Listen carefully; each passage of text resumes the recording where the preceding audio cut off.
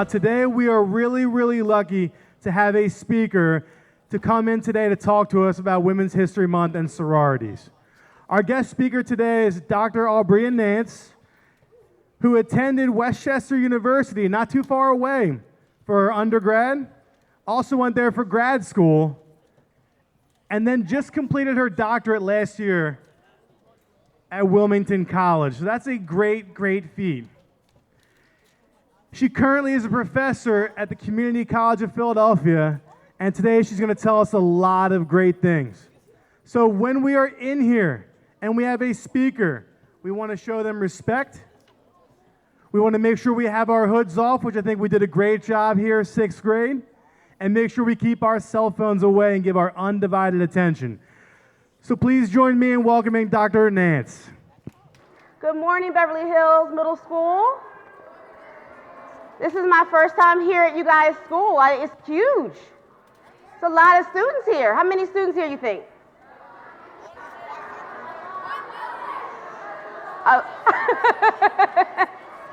A lot. Too many? Who says too many? Okay, quiet down. Quiet down. So I have some very interesting information to share with you guys. Last month was Black History Month, and this month is what month? What do we celebrate this month? Women's History. Women's History, okay? So as part of the Women's History celebration, I want to talk to you guys about something that's pretty near and dear to my heart, which are the historically black sororities, okay? Now, altogether, there are 4 of them. And in terms of the historically black fraternities, which are the men, there are 5 of them. So altogether, there are 9 or different organizations. Anybody have family members that might be in a Greek organization? Raise your hand. Okay. Back there. Okay. Anybody have an aunt or an uncle that usually wears the same colors all the time? Yeah? Okay, so they may be in a sorority or a fraternity, okay? And so that's what we're going to talk about today. You guys ready? Are you ready? That's what I love to hear. So we're going to explore historically black sororities today, and I have some of your classmates here. Wave, ladies. They're going to help me a little bit. So again, I'm Dr. Aubrey Nance, and I have the griot in my name title because I like to tell stories. So this is going to be a bit of a storytelling that I'm going to do for you guys today. Now, in addition to being a storyteller, I'm also a mom. I'm an educator. I teach at the Community College of Philadelphia. I am a scholar. I love to study. I know it sounds really crazy, but I love learning new things. Anybody in here love learning new things? Cool. Oh, then I'm here. I'm here with other scholars. I'm so excited about that. Thank you. And the other thing I am is a Wonder Woman. And if you're up front, you can tell by my shoes. So the first thing I want to do is what we call a roll call. Okay? I don't know whether or not any of your teachers are in any of the black sororities or black sororities that I'm going to talk about today. But right now, what I'm going to do is show you their calls. All 4 of the sororities, I'm going to show you their calls so you can listen and hear them. The reason why sororities and fraternities have calls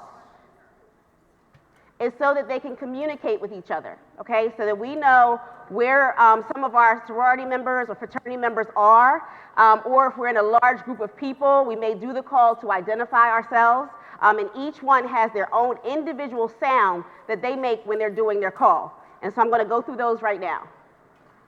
So the first one, and I'm going to have you guys repeat it if you can, okay?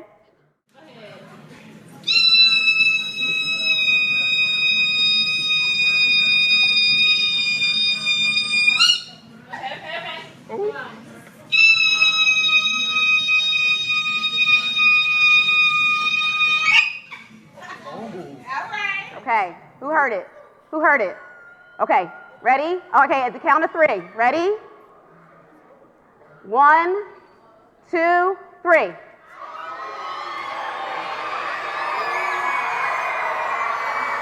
Okay, so the key to that sound was the sound on the end, which is the we. So it's ski, we. All right? So we're going to do it again, but it's going to be really quick. All right? And I need you guys to come down. I'm going to give you 3 seconds to come back down after we do it. Ready? 1, 2, 3.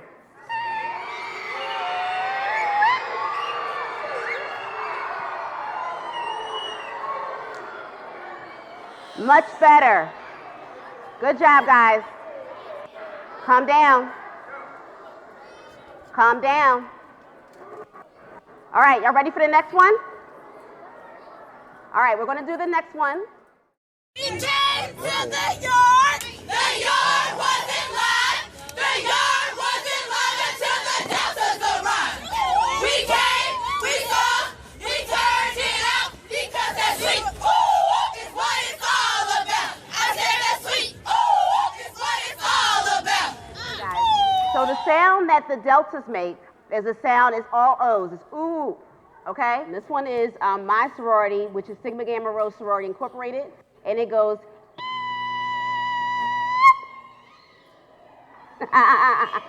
okay. So now we're going to go into what is a sorority, okay? A sorority is a organization of women, okay, who come together around the same values and mission. Okay, they all kind of stand for the same things. And for the historically black sororities, all of them stand for the same 3 things. Some of them have more than this, but all of them foundationally stand for sisterhood, community service, education, and they all have their own individual traditions, rituals, okay, and different symbols. And we're going to go over some of them now. So these are some pictures of different sororities. And as you can see, here they have the same colors on, and that helps us to pay attention to who they are. So if you sit a bunch of sorority sisters in a group, you're going to know who they are by what they're wearing, okay? And so the ladies here, the Delta Sigma Theta, they're wearing red and white, and Sigma Gamma Rho, like me, I'm wearing blue and gold. And I have other organizations here too. So when I say historically black sorority, that means that when it was founded by black women, okay? However, understand that all the sororities and fraternities at this point accept all members, okay? So it doesn't matter what color you are. You don't have to be black. You don't have to be white. We accept everyone to sorority. However, we maintain that we are historically black because we were developed by black women or black men. So in order to become a member of a fraternity or sorority, who wants to be a member of a fraternity or sorority when they grow up? Some people? Okay, the first thing is that you got to get good grades. You got to get good grades, okay? You also have to go to college. Anybody here thinking about going to college? Raise your hand. Good, good. The third thing, you have to be kind to others. And that includes being quiet when people are speaking.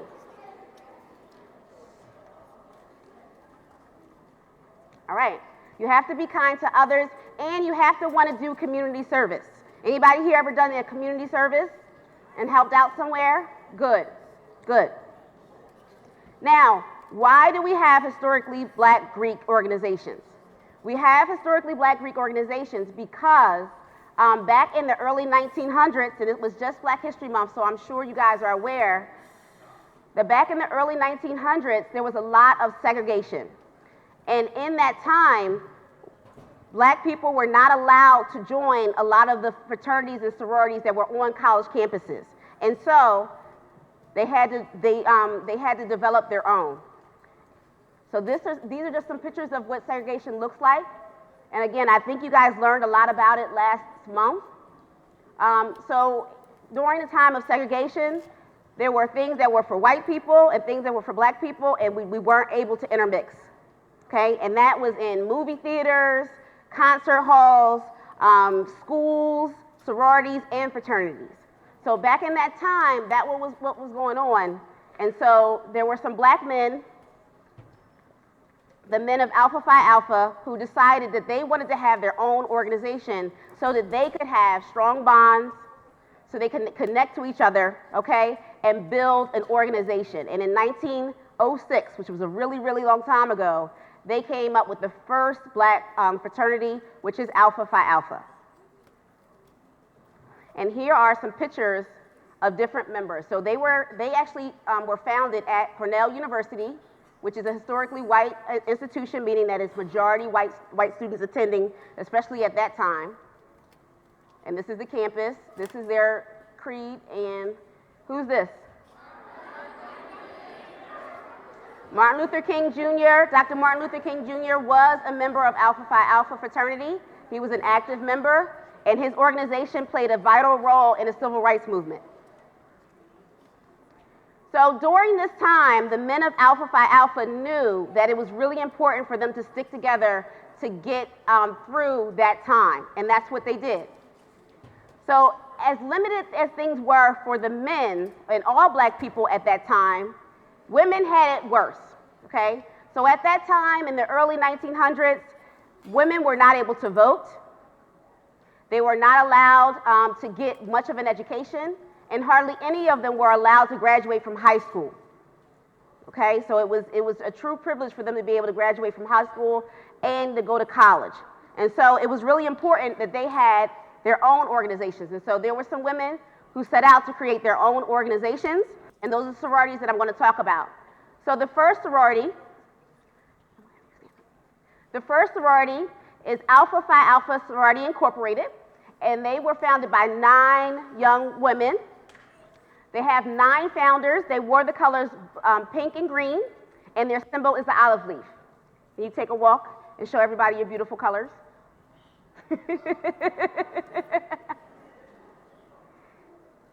Thank you. And here are some pictures. You'll see these symbols and pictures around. The next will be Delta Sigma Theta. They were founded in 1913. They have 22 founders, okay? Their colors are crimson or red and white, and their symbol is an elephant. So that elephant there is usually on their jewelry, necklaces, earrings, different things like that. Can you take a walk for us?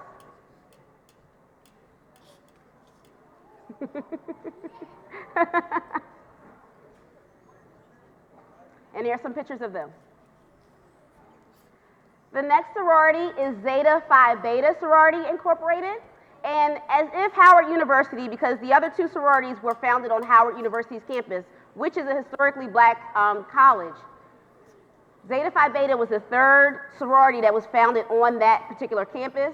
And they're interesting because they teamed up with the brothers of Phi Beta Sigma, and they actually worked together on a lot of their different projects.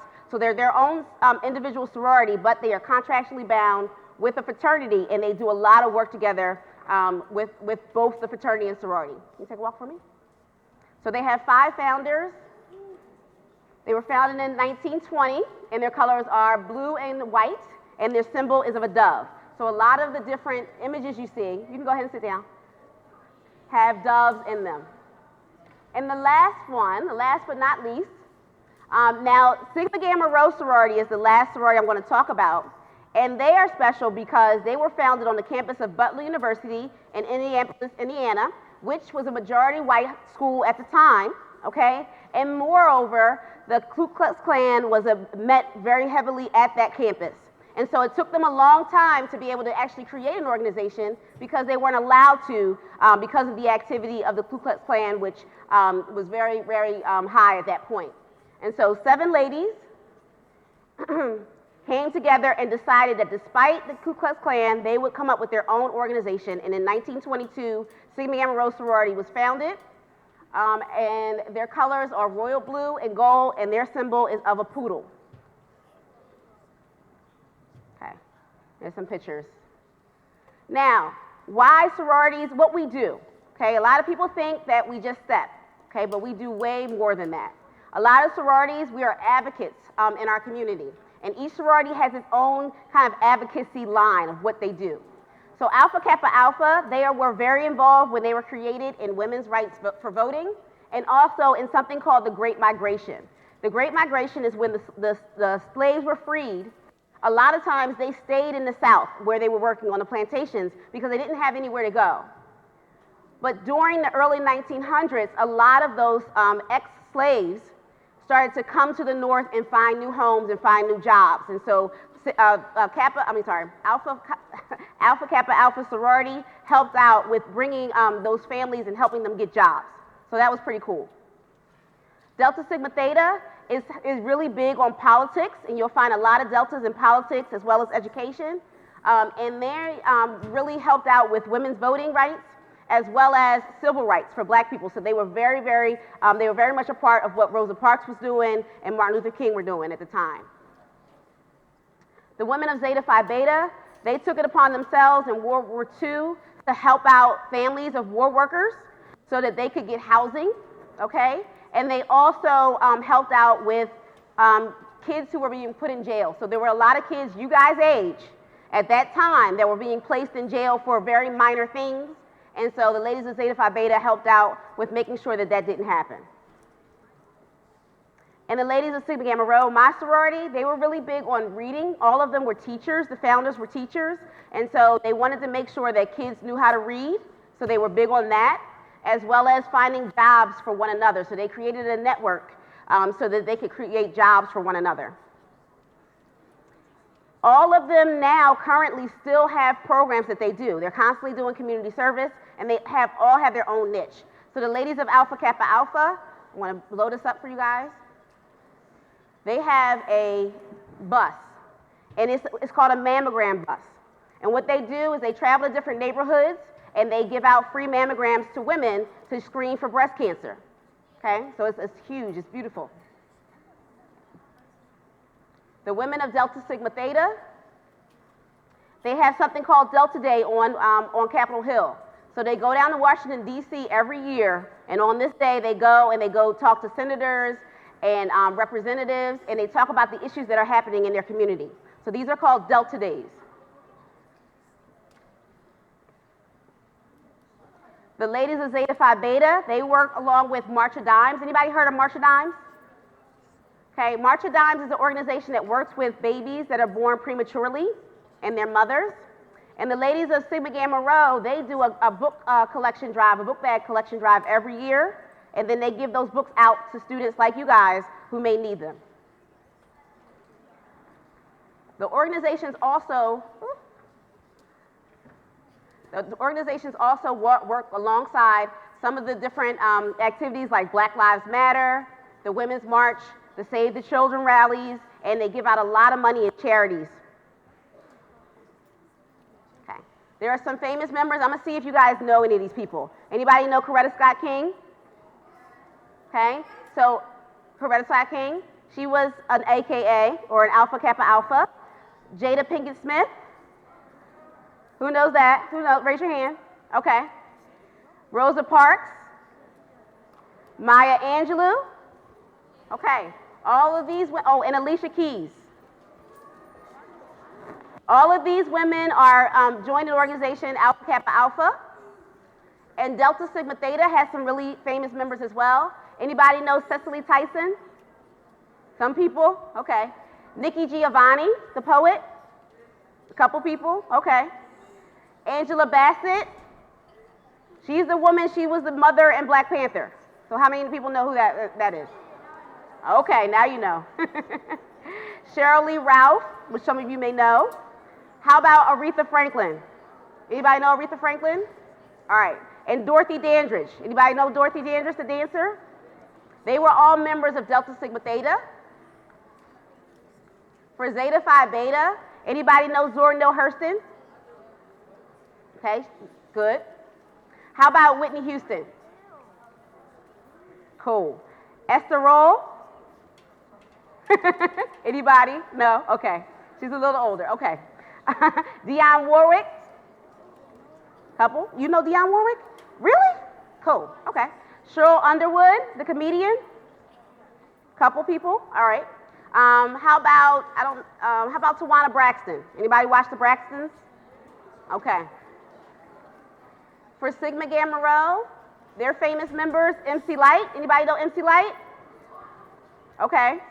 Hattie Mcdaniel. Anybody heard of Hattie McDaniel? She was the first black woman to win an Academy Award for acting. Okay. Kelly Price. How about Vanessa Bell Armstrong? Victoria Rao. Anybody? Okay.